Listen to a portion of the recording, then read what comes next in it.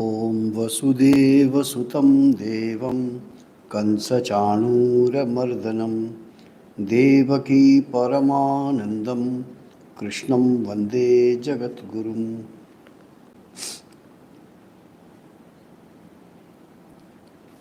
So we are studying Bhagavad Gita, but not shloka by shloka or the language and words and derivation, etc. But we will take up, or we are taking up, the concepts which we come through and which directly is applicable to our spiritual life, personal growth. There is one way of study that people do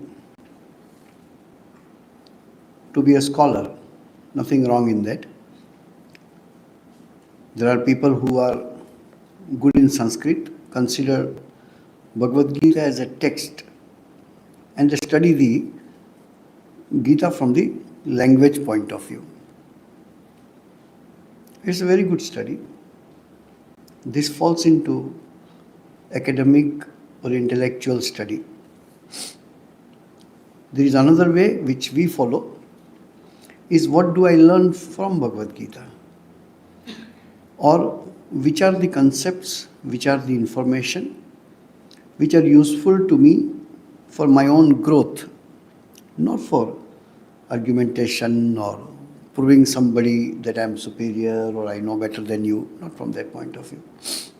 It's a learning process. And what we can learn from the scriptures. The very word scripture called Shastra, Shashanat Trayate, that practicing which you are rescued or you are taken to the higher level of your life or dimension of your life. We all live the life, all of us live our own life. Many things are common, which all of us do. We all eat, we all sleep. Modern time, we all use gadgets, we all use social media in less or more proportions. Apparently, our life seems to be the same. Apparently. Difference is in attitude, difference in how you take the things which comes in your contact. How you react to that. Same world we all stay in. If it is raining for me also, it is raining for you also. It is raining for those also who didn't come because of rain. Rain is for everyone. There is a very nice shloka which one of the disciples of Sri Ramakrishna used to quote and say many times.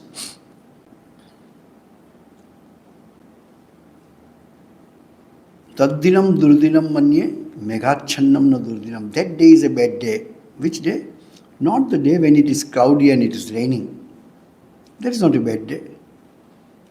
Yaddinam harisallapa kathapiyushavarjitam. That day is a bad day which because of your worldly busyness, you couldn't remember God. You couldn't sincerely think about your own progress as a person. Definition of success is what? Of course, what you take up, you succeed in that. It's called success.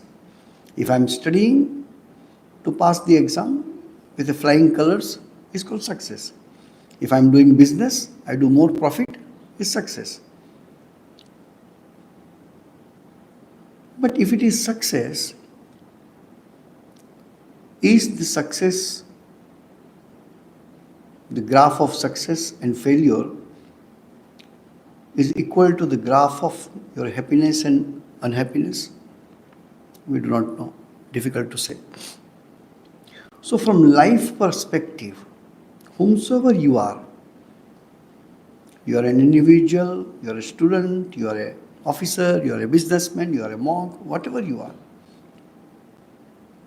What is the success in your life?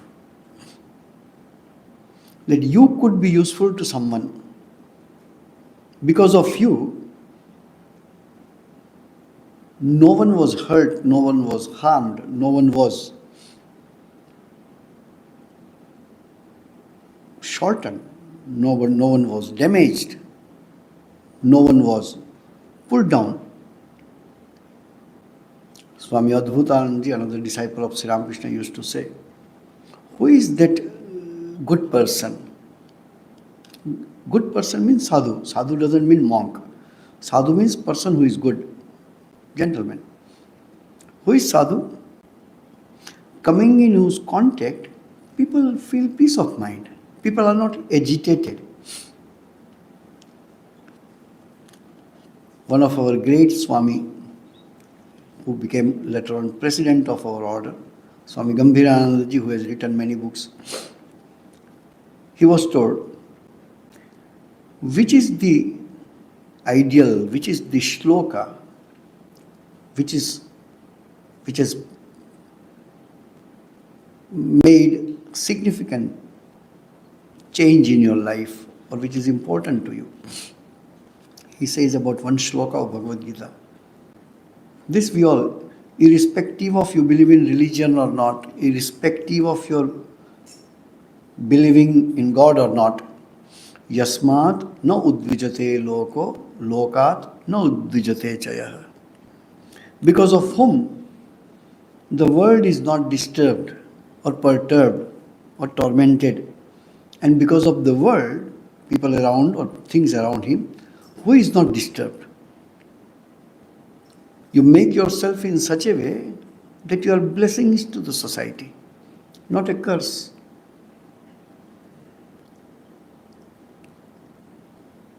People build their muscles, people increase their wealth, people increase their power.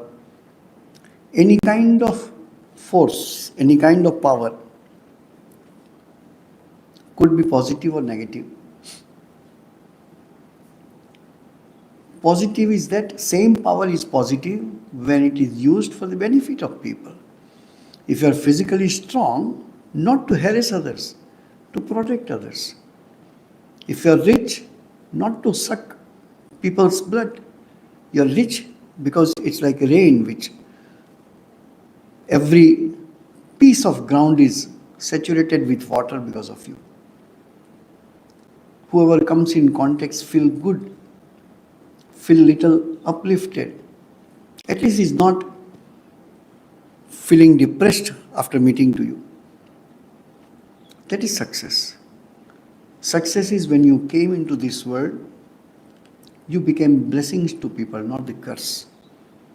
At whichever way you can. You don't need to be a millionaire to do good to people. You don't need to be a big muscled man to protect others. Distance is immaterial. Your capacity is immaterial. People staying in other part of the globe, you sent one message to them, one WhatsApp message to them, and a smile comes on their face and feels, no, there is somebody who supports me. Sometimes we casually say, we don't have any special intention to make other person happy, but that becomes your nature. Someone known to me person sent a message to me, going to other country. So I said, have a safe travel, as we say to people. And in a very little lighter mood, I wrote to person, come back faster. I don't have any purpose to fulfill. And the person immediately wrote to me, at least there is somebody who wants me to come back faster. You see? Not that as soon as you come back you see me. No. Every small thing and a gesture comes from you could become a blessing to people. And that is initially a conscious effort till it becomes your nature. Adi Shankaracharya writes, Vasantavat lokahitam charanta. Who are the great people?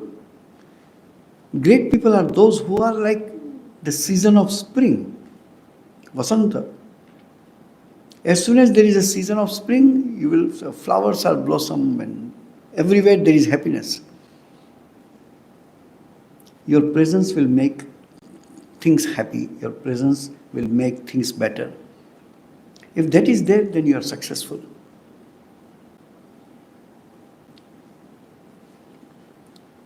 So when we read about Karma Yoga, we had about 29 classes we had on the third chapter of Bhagavad Gita called Karma Yoga. And that is important because karma is essential. All of us have to do karma. Nobody is free from that.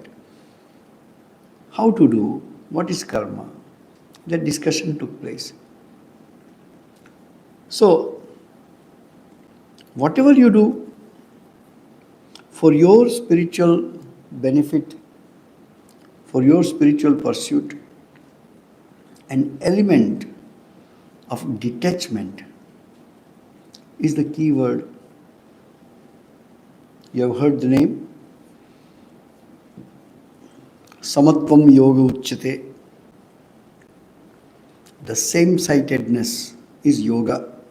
The equilibrium of your mind is yoga. Not elated because of little happiness.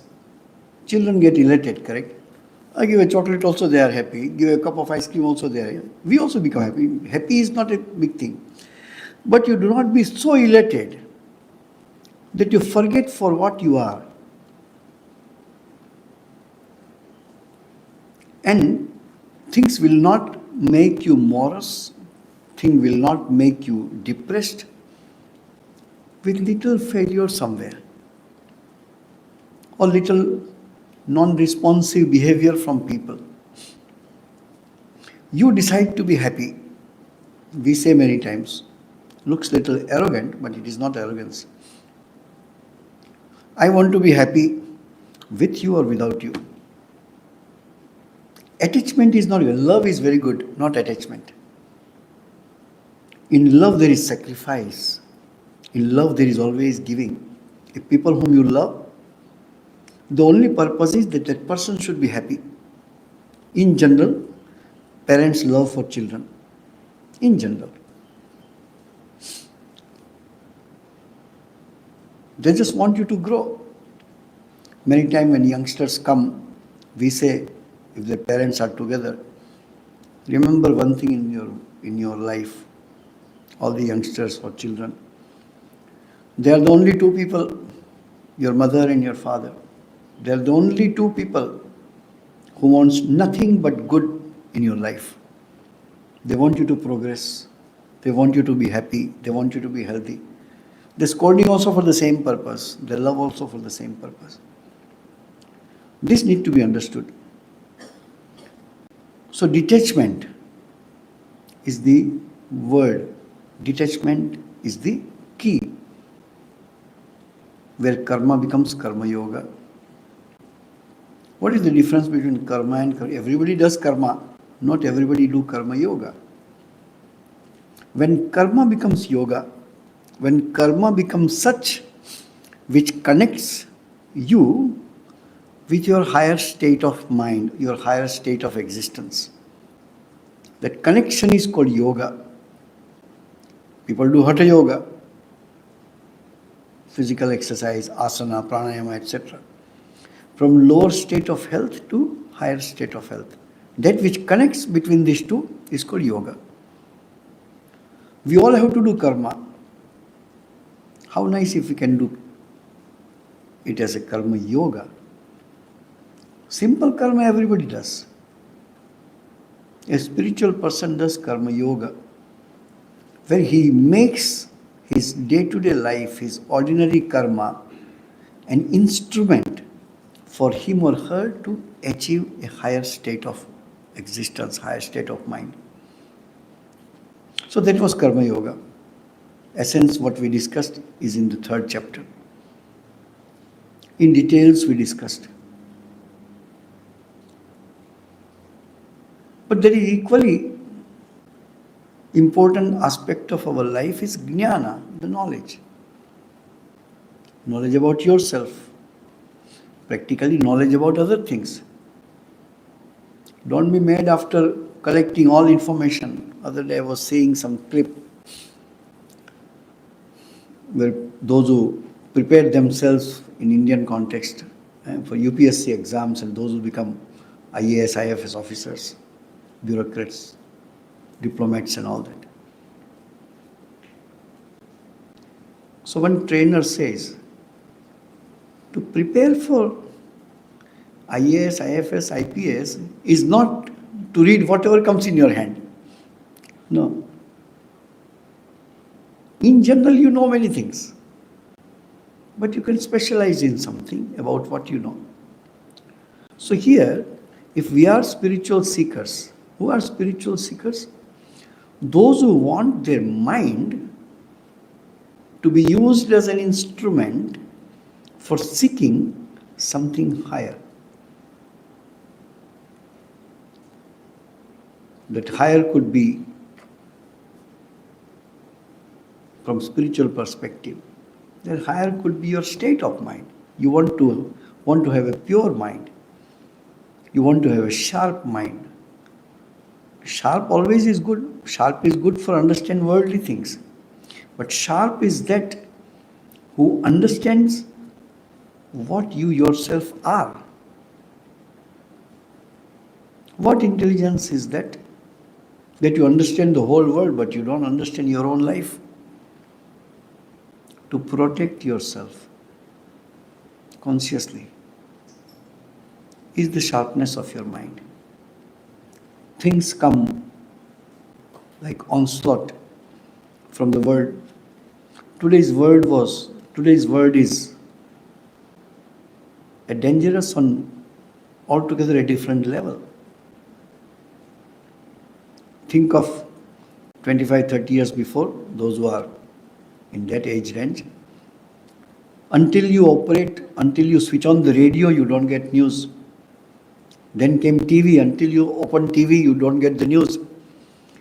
Before that age of TV or radio, you have to wait for 24 hours for newspaper to come in, then only you come to know.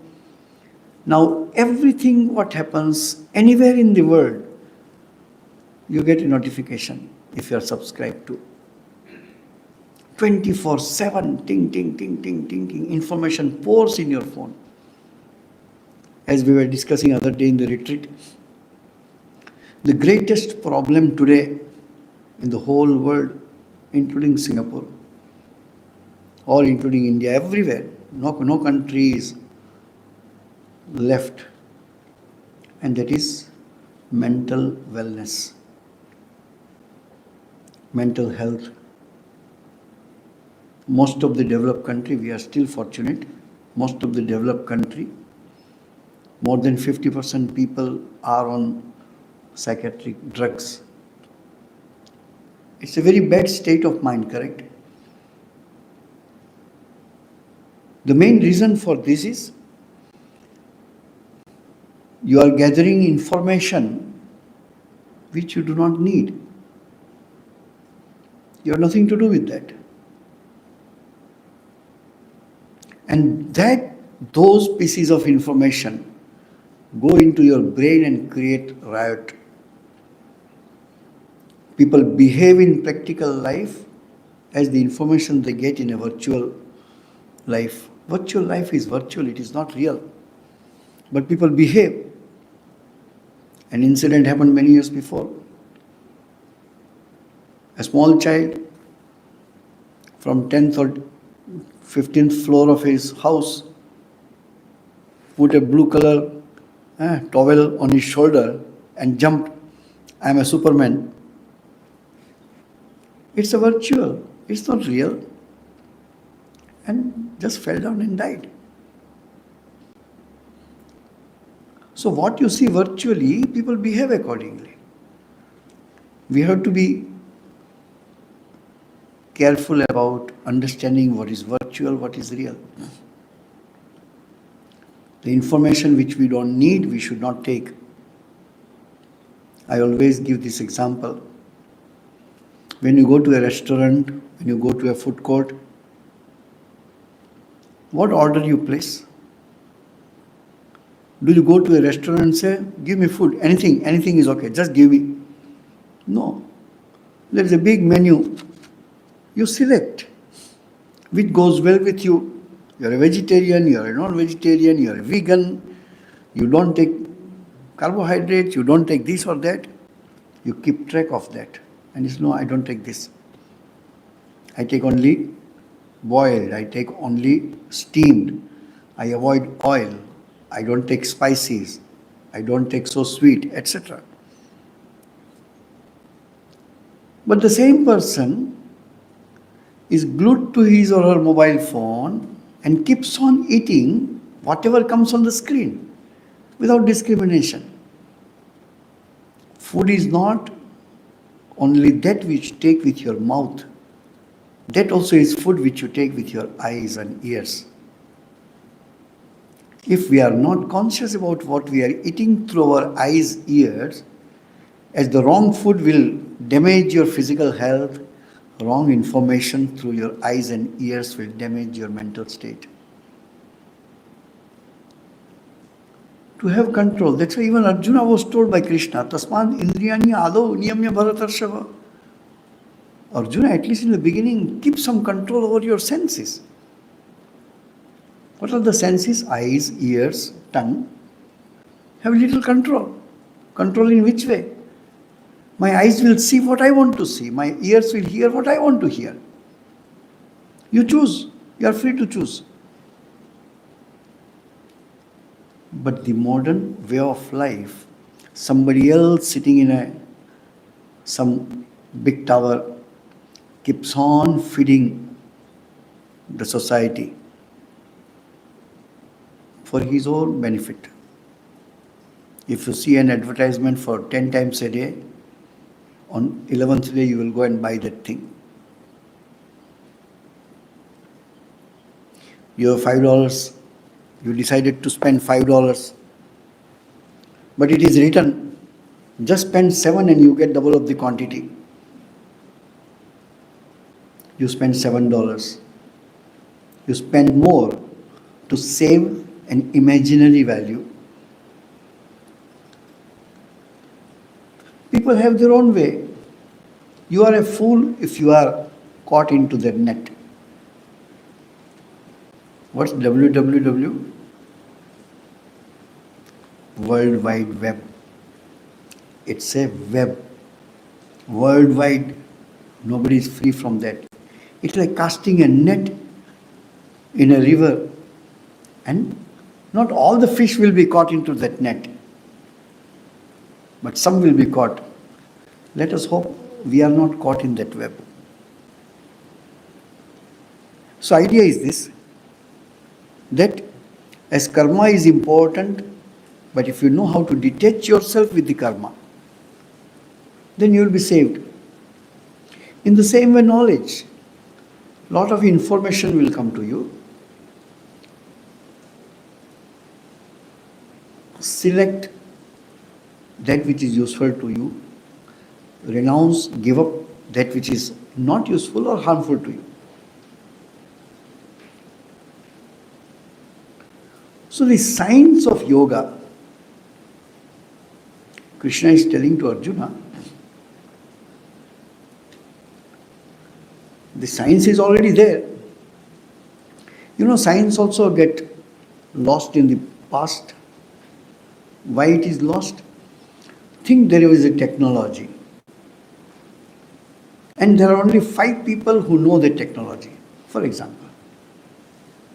Suddenly those 5 people died without passing that knowledge to the next generation. Even if that science is there in front of you, none of us will be able to use it because we do not know the science behind it. We don't have that time. But look in the world, the old civilizations, whether it is Egyptian or even Indian or Chinese, those who are still thriving still exist. You can go and see and touch the footsteps which the 3,000, 4,000, 5,000 years before people have left behind in form of buildings, in form of structures, in form of artifacts or whatever. And now, scientists and archaeologists are telling there was definitely some science which is lost. We do not know today. We do not know how it was done.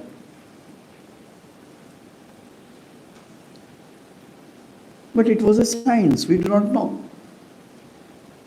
What you get in the scriptures, you see in the books. Scripture doesn't mean always religious.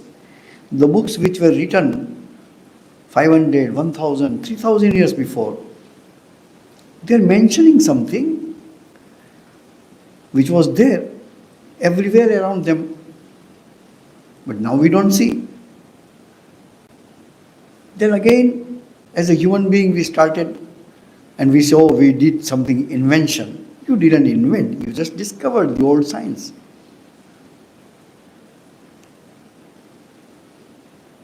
The famous example, now a lot of research is being done. After killing of Ravana, Rama came back to Ayodhya how? By walk? By car? No. The Ramayana says that he came by something called Vimana. What you call an aircraft today. Even if it was an imagination, 3,000, 3,500 years before, they have imagined that there could be a vehicle which can fly. And there used to be small and big. There was an aircraft which Ravana used while abducting Sita from Panchavati, correct? It was a small aircraft. But when Rama comes back to Ayodhya, the whole Vanar Sena is with him. And Valmiki Ramayana says it was a 7-story building, flying. And now research says Ravana had a varieties of aircraft. But the science was lost. But they have written in a Vimana Shastra, because it is in Sanskrit, Indian people don't pay attention to it. It is all the cock and bull stories. Some white men will pick up and give importance to it. They will, oh, that is ours, that is ours. No. Futuristic ideas. How in the world, 800, 1,000 years before, they have depicted on stone with inventions yet to be discovered, and few are just discovered, but they have immortalized on the walls of a temple. What we are telling is, any science, if there are no people to practice that science or study that science will be lost. Science cannot survive in the sky. Even if you write books about science, you need people to understand that book, to understand that science. That's what Krishna is telling now in the 4th chapter. He said the science of yoga was taught, but evam parampara praptam imam rajarshayo viduhu. The king sages, there were a lot of great people, spiritual people, sages, but they were also kings. They ruled. They knew the science, but was not passed to the next generation. Sakalena iha mahata yogo nashtaha. That's why this great science, because of less and less number of people studying and practicing that science was lost. I remember when many years before, about 30, 35 years before, Calcutta Sanskrit College, they knew that there is a book on Patanjali's Yoga Sutra, where there is a commentary on the Yoga Sutra called Vyasa Bhashya. A book was published once upon a time, but not a single copy was found anywhere. But they knew that there was a book. Where you go? You go to the Sanskrit scholars in a remote village or somewhere staying. Sir, can you allow us to your personal collection of books? We are finding for a book. And I remember that Patanjali Yoga Sutra's Bhashya was found in a personal library of a great man. I don't think he's still there, called Govinda Gopal Mukhopadhyay. He used to teach us. They took copy from his personal library and then printed in university. If the book itself is not there, that means there was no student for the last 50 years. So immediately these great professors, few of them we personally knew, sir, can you please teach to the students? And the course was launched in Sanskrit college, and we invited, at least you teach the sadhus. At least we few, and 200-300 sadhus we learned from him. Krishna says this, there is a lineage, Guru Shishya, Guru Shishya. A teacher teaches to his or her student. The student later on teaches his students or her students. So that is called lineage. If the father's son becomes father, then there is a grandson, etc., etc. In the same way, teacher and taught, Guru and Shishya, this parampara or the lineage is required. Then the science will remain. And there was no printing. Just go to Google and search about when printing started. Not many years before. Writing was there, printing was not there. So he has a Bhagavad Gita. If you want a copy, you copy down by your hand. You write down the whole Bhagavad Gita. Correct? The Gita Jayanti group, they told Likhita Bhagavad Gita, and more than 200 people wrote Bhagavad Gita by their own hand. I think everybody of us should do it. Just take a nice notebook, open a original Bhagavad Gita in whichever language, whether it is Devanagari or whichever language, and you write the whole Bhagavad Gita and make your own personal copy.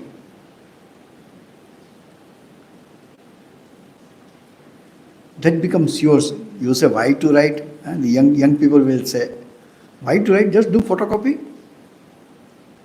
If you do photocopy of the book, the photocopy machine doesn't become wiser, or neither it becomes knowledgeable.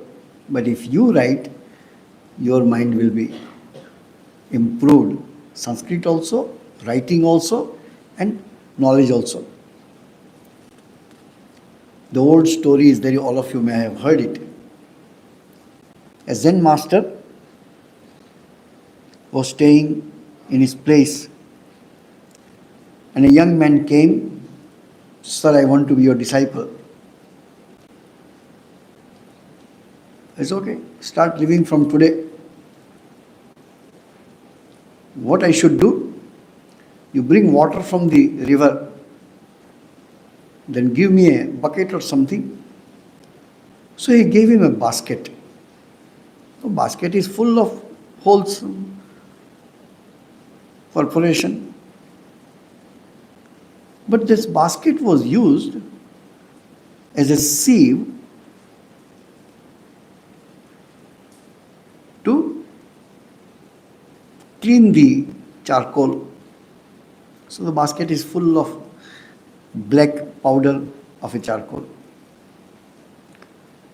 So the disciple took that basket and told, sir, what is this? How can I bring water by this, with the help of this basket? The Guru said, that's what you have to do. Find your way out. But this is how you are going to bring water from the river.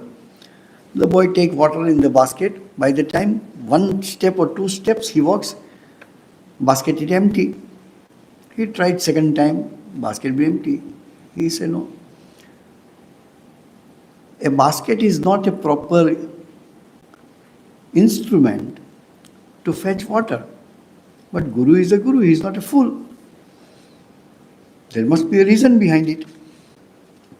So he went to Guru and said, "Sir, please tell me, why you give me a basket full of holes to bring water? You know water cannot be brought. Then why you give me this basket?" So Guru told, "I will not tell, you find out. But you keep on doing that and you will be succeeded." He tried 10, 20, 30, 40, 50 times. The result is the same. The result cannot be different. Morning to evening he did, came back to the Guru's place and told, "Sir, I simply cannot understand what you say."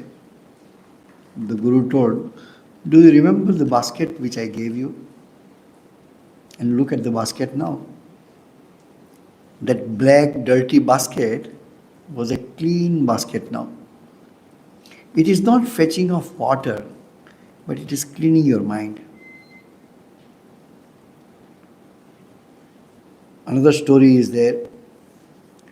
The disciple told to the Zen master, "Sir, what the teacher said, teacher's duties and what is student's duties?" So Guru told, a student duty is to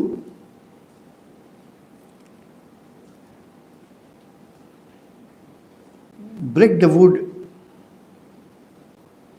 and fetch the water. And what the Guru does? Guru also does the same thing. Sir, then what is the difference between Guru and disciples?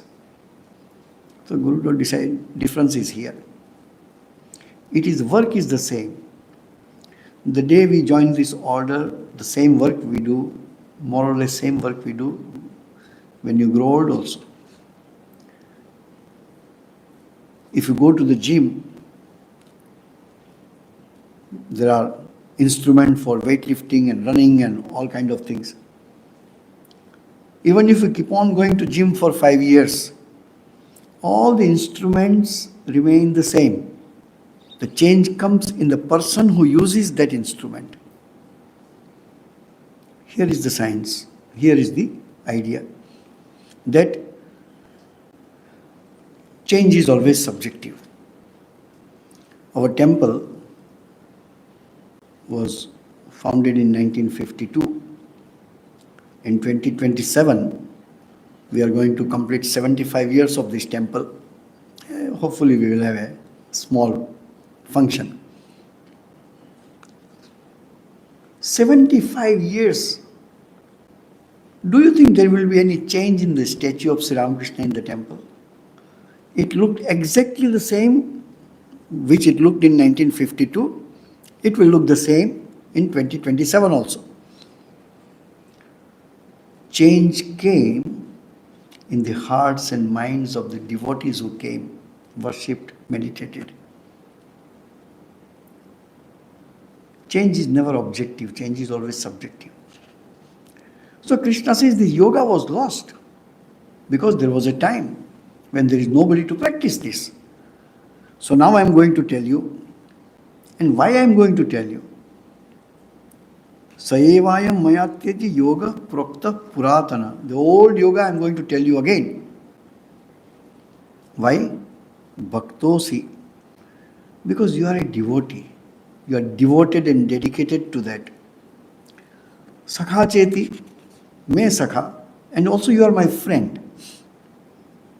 These two words are used here. Adi Shankaracharya doesn't write a big commentary on this. But for our understanding, this yoga has to be transferred from Guru to disciple as Krishna is going to give it to Arjuna. For example, Krishna is a great, he is a Godhead, he is a perfect human being, and he is giving this to Arjuna. He didn't went to the forest and find a rishi and gave him this yoga. But he says, Bhaktosi me sakha cheti, because you are my friend and also you are my devotee. Here is the clue. You have to become devoted to yoga, and you have to be friendly with yoga. These are the two qualities which makes us going closer to the yoga. One is to be devoted. As Patanjali's Yoga Sutra, he says, Satu Dirghakala. You have to practice this yoga for a long time. Somebody few years before came, no, I took initiation, but I don't do japa. I said, why? No, when I am in trouble, I do japa. So I said, Guru Mantra is not a medicine. Guru Mantra is food, which you should take every day. When this incident I told to the Swami who came, he said, a good idea. So Dirghakala, long time, Nairantaryena, and you have to do it continuously. I did japa yesterday, then I will do next Sunday, then I will do after 20 days. No. Regularly for a long period of time. That also is not enough.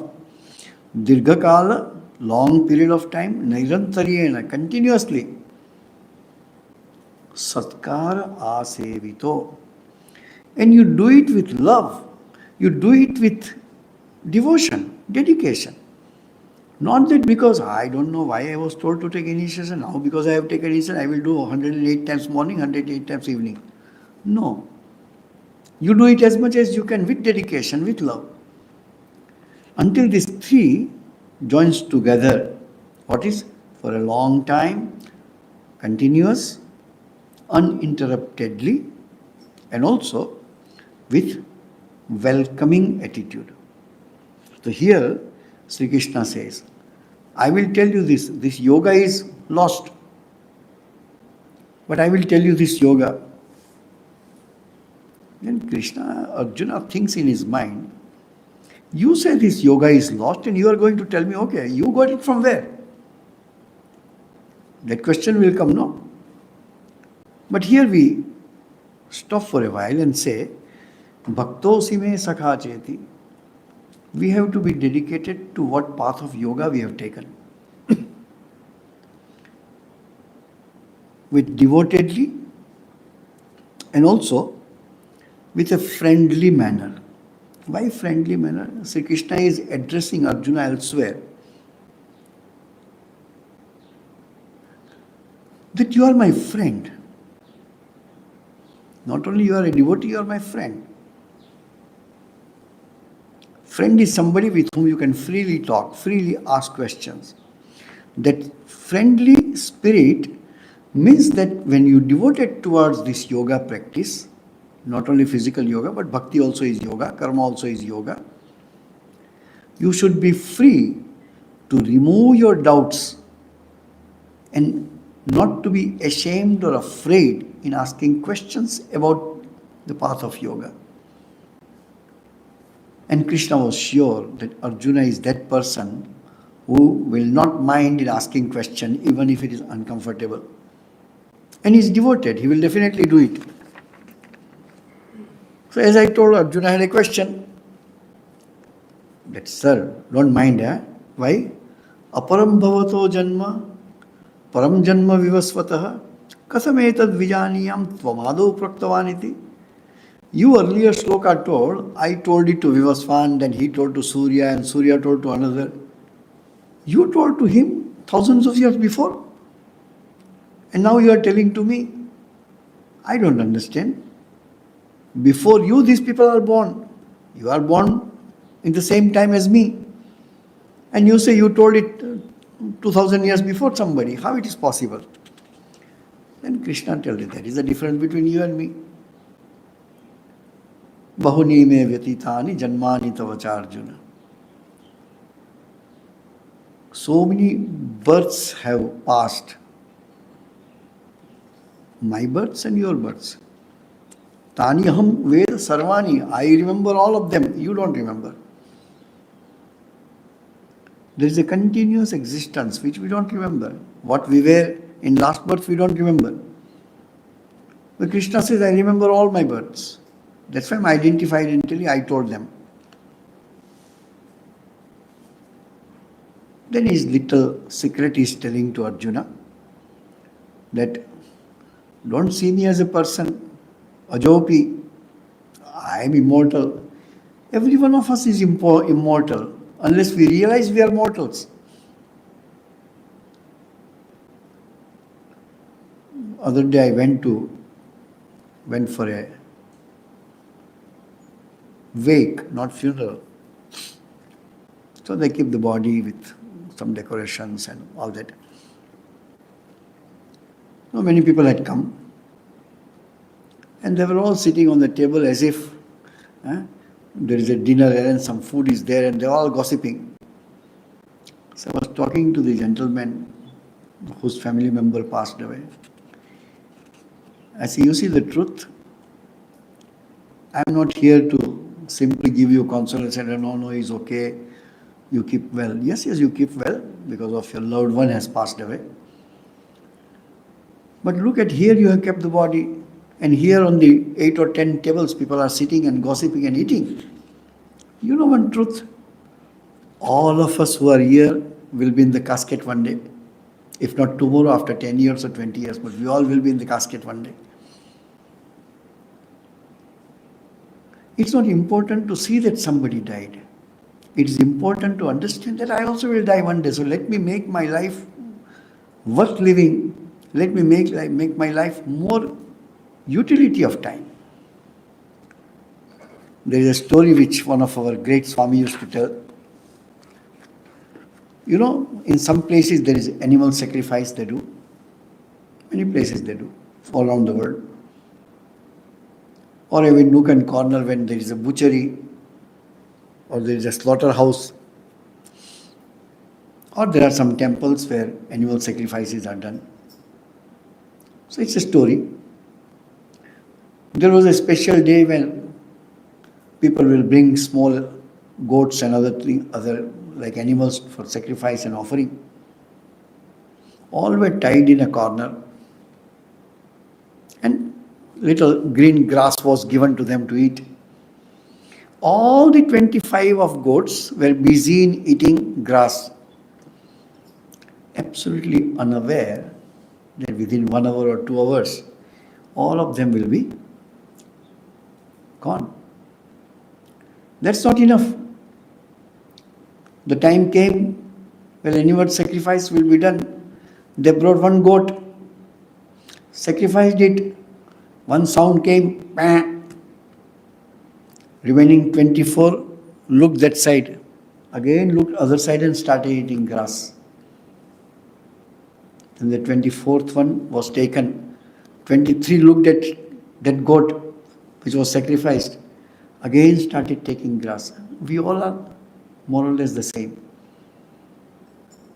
That what 3,500 or more than that years before, Yudhishthira was asked by Yaksha, big story, which is the greatest wonder of the world? So you will say different wonders of the world, no? Tower of Pisa and this and that and all that. Taj Mahal, this and that, no. The greatest wonder of the world is this.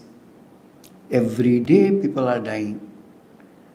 But those who are alive are mad behind the things which are very short-lived. And all of them are going to die, but none of them are aware about it. That is the greatest wonder. Ahani bhutani gacchanti yama mandiram. Every day people are going to the door of Yama. Shesha aishwaryam icchanti. But those who are alive are behind the prosperity and name and fame and everything. Kim ascharya mataparam. Which can be a bigger wonder than that? We don't need to be depressed, but we must know the fact. It's a matter of time. Today I went to see somebody sleeping in the casket. Maybe after a few years, others will come to see me lying in the casket, correct? And that is sure, 100%. When we are born of the young girl's age or youth or whatever, did we know that I will be in Singapore? No. Did I know I will become a monk? No. Did you know what study you are going to do? No.